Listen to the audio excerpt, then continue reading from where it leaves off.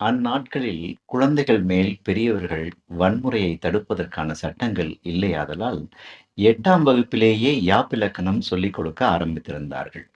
துடிப்பான பையன்களாக இருந்தோம். தமிழையா இயேசு ஞான மரியதாசன் இடைவேளையில் மோதகம் தின்று டீ குடித்துவிட்டு புன்னகையுடன் வகுப்புக்கு வந்து சாக்கு கட்டியால் கரும்பலகையில் யாப்பு என்று எழுதி அடிக்கோடிட்டதுமே சிரிப்பு ஆரம்பம். எங்கள் பள்ளியில் இயல்பாக புழங்கி வந்த ஒரு சொல்லுக்கும் அதற்கும் அரைக்கணமே வேறுபாடு.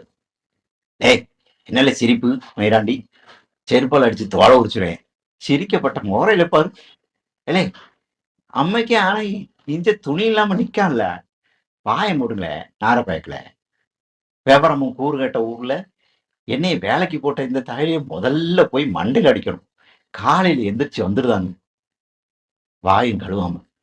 என்று இயேசு ஞான மரியதாசன் முன்னுரை வழங்கிவிட்டு நேராக பாடத்திற்குள் புகுந்தார்.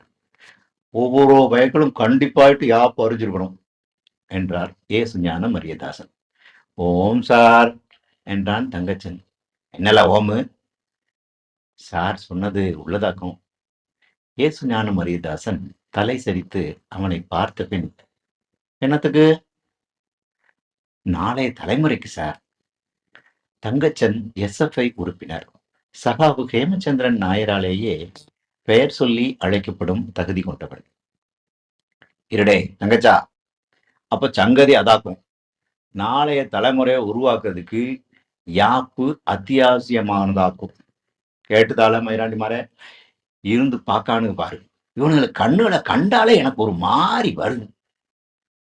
அடுத்த சொல்லாக அசை என்று எழுதியதுமே நான் அதை என் நோட்டில் அவசரமாக எழுதினேன். "ஆகா, எழுதி போட்டாம்ல, கரடிக்கு மகன் எழுதி போட்டாம்ல.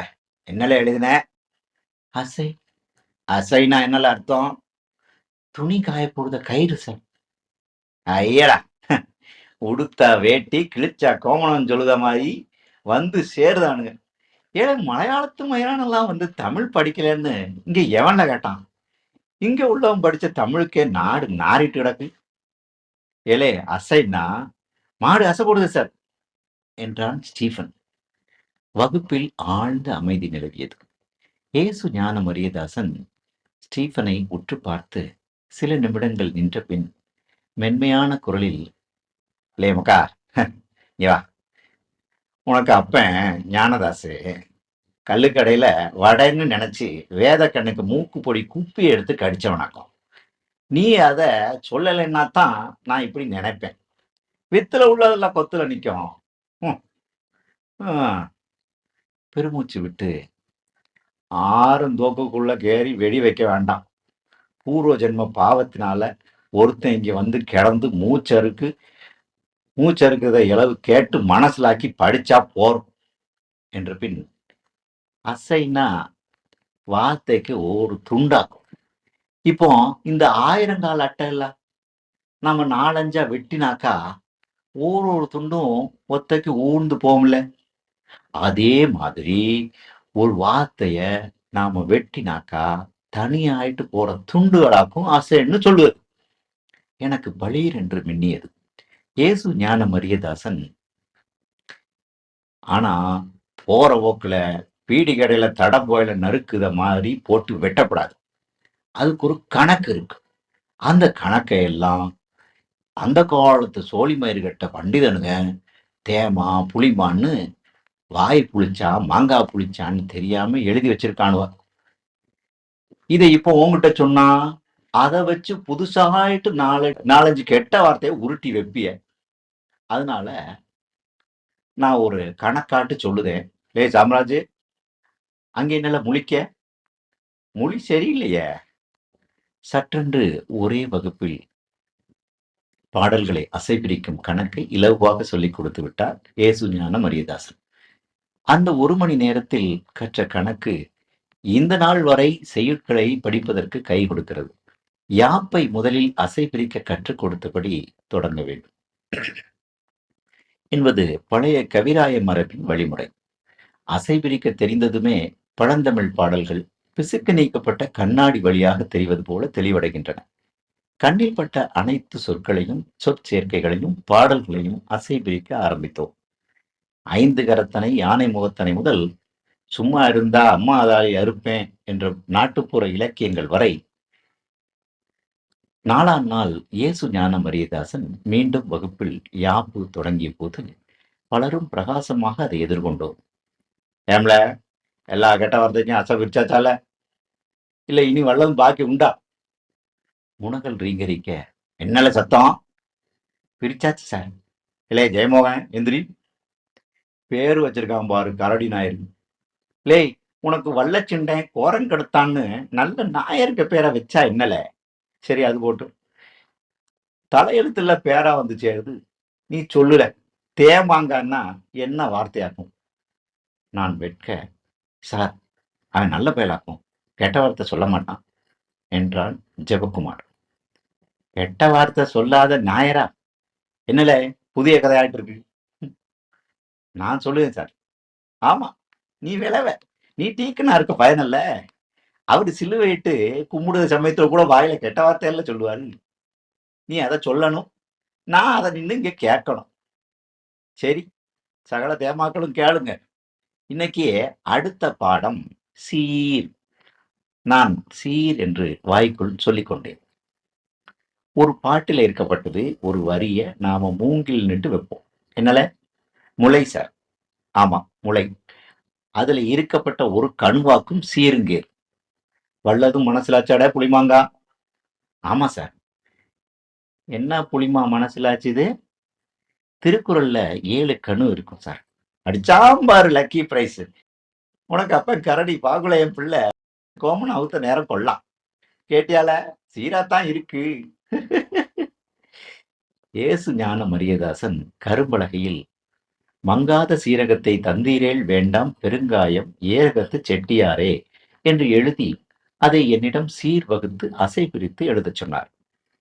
நான் எழுதி முடித்ததும், அம்புடுதால யாப்பு, இனி காசு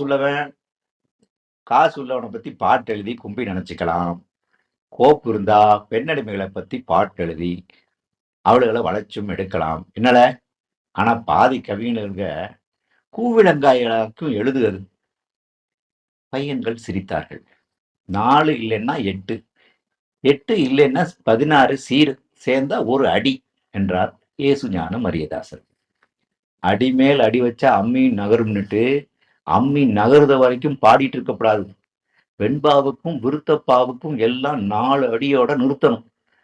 அதுலயும் வெண்பா கண்ணா இட்ட அடி நோக எடுத்த அடி கொப்பளிக்கன்னு சமஞ்ச ஊட்டி தண்ணிக்கு போறது கணக்கா ஒரு இதுவாயிட்டு இருக்கணும். கேட்டியால? பிறகு தனக்குத்தானே ஒரு சிரிப்பு. பின்ன சைவ சித்தாந்தம் வல்லதும் பாடுமானா கையில களி வச்சிருக்கிறது நல்லது.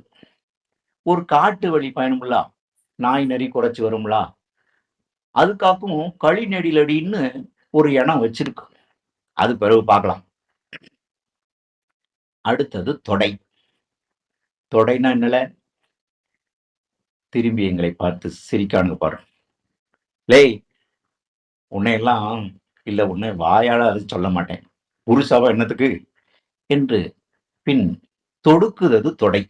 இல்ல, தொட்டுக்கிட்டு இருந்தா அது தொடை. ரெண்டும் போய் தொடுத இடம் முக்கியம்ல. என்னல? ஆமா சார். ஆ, நீ கண்ட. சரி போட்டு. அப்படி தொடுவதற்கு ஒரு கணக்கு இருக்கு, சும்மா இல்ல. ஏன் அப்படி ஒரு கணக்கு வச்சிருக்கான்? வகுப்பை உற்று நோக்கிய பின் இயேசு ஞான மரியதாசன், லேய் குட்டப்பாச்சாரி, சொல்லுல, எதுக்குல கணக்கு? கணக்கு இல்லைன்னா கோணலா இருக்கும் சார். பாத்தியா? ஆசாரின்னா ஆசாரினா அவன் மூளை, அது வேற. அதாக்கும்ல காரியம். அழகுன்னா என்னன்னு நினைக்க? அழகுன்னா கணக்குல. அந்த மேசைக்கு 4 காலம் அளவோட கணக்கா இருந்தா அது மேசை. இல்லைன்னா அது விறகு.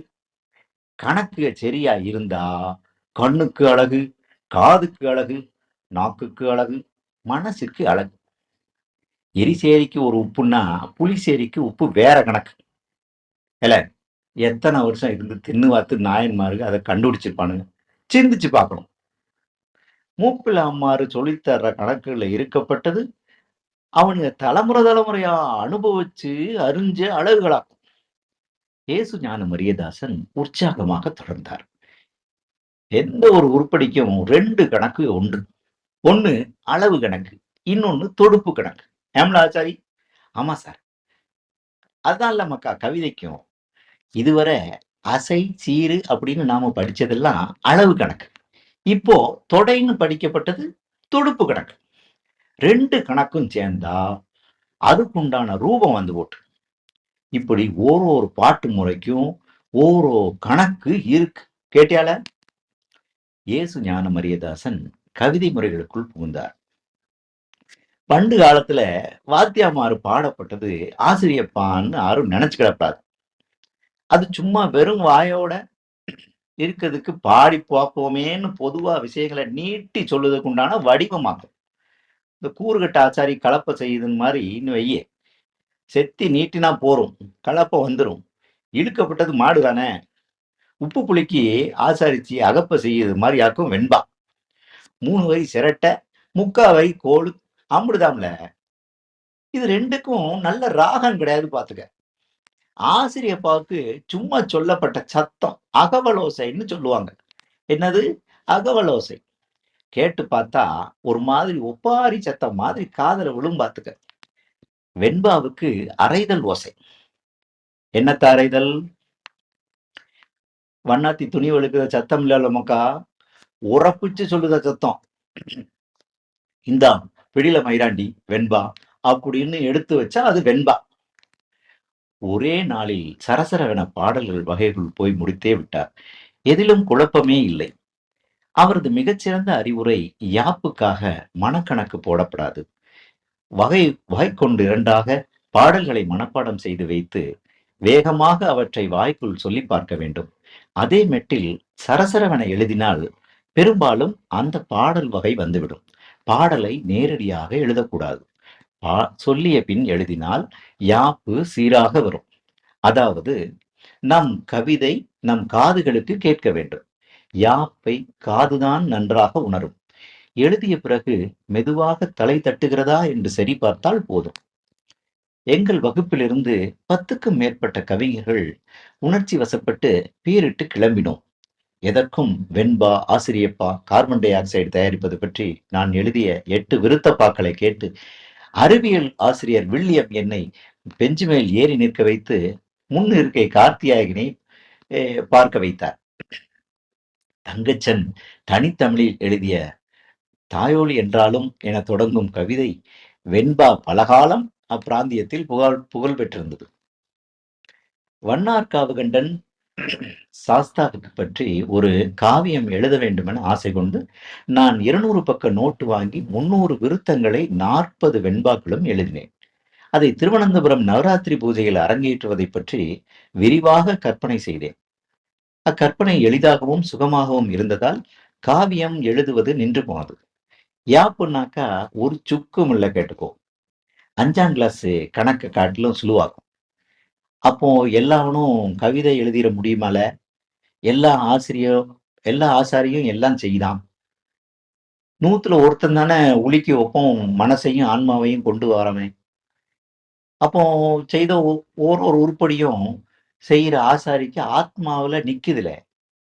உருப்படியை தொட்டா மண்ணடிச்ச அந்த ஆசாரிய தொட்டதை போலயாக்கும். பாரசாலையில ஒரு நாயர் வீட்டுக்கு காலம் கழிஞ்சு அச்சு முத்தாச்சிரிக்க உருப்படி ஒண்ணு இருக்குன்னு சொல்லி கேட்டு நானும் பாகலேயம் பிள்ளை நாராயணன் பேத்தியும் குமாரசாமி மாட்டு பார்க்க போனோம். அச்சு முத்தாச்சாரிய கேட்டிருக்கால? ஆமா சார், ஆருளே திருவட்டார் கோவில் மண்டபத்தை கெட்டின ஆசாரி சார். ஆமா. அதை கண்டு மார்த்தாண்டவர்மா மகாராஜா நீரே பெருந்தச்சன்னு சொல்லி அப்படியே காலில் விழுந்து கும்பிட்டு தட்சிணை வச்சாருன்னா சொல்லு வழக்கு. பெருந்தச்சன் ஒரு பாறைச்சாலை தரவாட்டு ஒருக்க வந்திருக்காரு. காட்டுல ஒரு மூத்த பிளாமரத்தை பார்க்கறதுக்கு. சாய்பு வீட்டுல அன்னாகாரம் கழிஞ்சு கிடந்து உறங்கத்துல இருக்கப்போ அந்த வீட்டு குளத்தை ஒண்ணு அங்கன வந்து ஆசாரி மேல கேறி கழிச்சிருக்கு. 1 வயசு பெண் குழந்தை. அதை எடுத்து முத்தினவரு உளியை எடுத்து அங்க கிடந்த மரத்துல ஒரு களிப்பெட்டி செஞ்சு கொடுத்துட்டு போனாரு. அந்த குழந்தை வளர்ந்து 100 வயசு இருந்து செத்து அவளுக்கு வழி பேரன்மார்களும் அந்த பெட்டிய பத்திரமா வச்சிருக்கிய. நீங்க பாத்தீங்களா சார்? எவன்ல அவன்? பார்க்காம பின்ன? பார்த்ததுக்கு அப்புறம் 10க்கு அப்புறம் பணமிறக்கி பஸ் பிடிச்சு பின்ன என்ன மயத்துக்கு இங்க போவாங்க? மந்தகாசத்துடன் மேஜை மேல் அமர்ந்து 12 கண்ணால பார்த்தல, 10 விரலுக்கு கண்ணுக்கும் 2 முகத்து கண்ணு மாட்டு பெருந்தச்சன் சும்மா 6 நாழிகையில செத்தி கொடுத்துட்டு போன களிப்பெட்டி. ஆனா அது போல ஒண்ணு இன்னொருத்தன் செய்ய முடியாதுல. அது அப்படியே அளந்து எல்லா அளவும் கணக்கும் சரியா குறிச்செடுத்து அதே மாதிரி இன்னொருத்தன் செஞ்சா கூட அது இந்த களிப்பெட்டி மாதிரி இருக்காது என்றார். லேய், இது வேறல, இதுக்கு கணக்கு வேற. இல்லை, கணக்கு நிக்கிறது ஜடத்துல, கையில நிக்கும், மெய்யில நிக்கும், கல்லுலையும் மரத்திலையும் நிக்கும். கல்லுலையும் மண்ணுலையுமால உலகம். பரலோகத்தில் இருக்கப்பட்ட பரமபிதா கண்ட சொப்பனம் இல்ல இந்த உலகம். சொப்பனத்துக்கு இல்ல, ஏதுல கணக்கு. ஆனா பாரதி சொல்லுதான், மண்ணை கட்டினா விண்ணை கட்டலாம்னு. அதாக்கும் மக்கா சூச்சுமோ, மண்ணை கட்டித களை தெரிஞ்சவனாக்கும் பெருந்தச்சே. தாயலி விண்ணையும் கட்டி போட்டான். கணக்கறிஞ்சவன் ஆசாரி, கணக்கு நிறைஞ்சவனாக்கும் பெருந்தச்சே. சரில மக்கா, இன்னையோட நாம யாப்ப நிறுத்திக்கிடுவோம். பெரிய பரீட்சை வரப்போகுது. பாடம் குறை கணக்கு பார்த்துக்கிடுங்க. பின்ன இப்போ ஒண்ணு சொல்லுதேன், நம்ம பாஷையில இந்த பெருந்தச்சனை உண்டுல தேவசில்பி மயன் கண்டாலும் கையெடுத்து கும்பிடுத தச்சனுங்க. ஆனாக்க தச்சனுக்கெல்லாம் தச்சன்னா அவன் கம்பனாக்கும். கம்பராமாயணத்தை நீங்க படிக்கணும்ல மக்கா. இப்ப சொன்னா உங்களுக்கு மனசுல ஆகாது. இடுப்புக்கு கீழே சந்தோஷம் இருக்குன்னு நினைச்சுக்கிட்டு அழகுதே பிராயம். லேய் மக்கா, அதெல்லாம் என்னது இந்த அணைத விளக்குதே. நெஞ்சுக்குள்ள உள்ள விளக்கு ஆத்மாவுக்குள்ள என்ன கேட்டுக்கிட்டு இருக்கு? கர்த்தராகிய இயேசு கிறிஸ்துவைக்கு மெய்யான வசனங்களை படியுங்கள். அது ஆத்மாவுக்கு பிரகாசம். கம்பனுக்கு பாட்ட படிங்க. அது ஆத்மாவுக்கு மதுரம். டேய், இப்போ ஒண்ணு சொல்லுதே, கம்பனை படிச்சவனுக்கு பின்ன ஜீவிதத்துல துக்கம்னு ஒண்ணு இல்லலே. நன்றி, வணக்கம்.